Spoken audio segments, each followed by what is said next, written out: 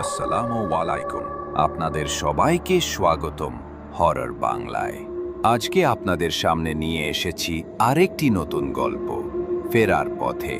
তো গল্পটি শুরু হয় চলন বেল নিয়ে। চলন বেল, ছোটবেলা থেকে নামটা শুনতাম, কিন্তু কখনো ভাবিনি এই জায়গাটা এতটা নীরব আর ভয়ঙ্কর হতে পারে। সেই রাতে আমি একাই বাড়ি ফিরছিলাম। রাস্তা কেটে গিয়েছিল বেলের পাড় ঘেঁষে, চারদিক কুয়াশায় ঢাকা, বাতাস ভারী।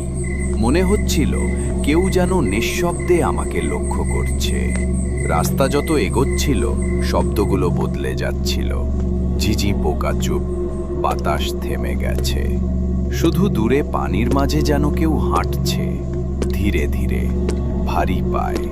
আমি দাঁড়িয়ে শুনতে লাগলাম, কিন্তু যত মনোযোগ দিলাম শব্দটা তত কাছে আসতে লাগলো।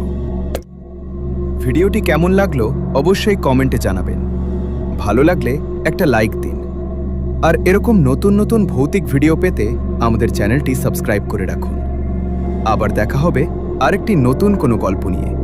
ততদিন ভালো থাকুন, সুস্থ থাকুন। পুরো ভিডিওটি দেখার জন্য ধন্যবাদ সবাইকে।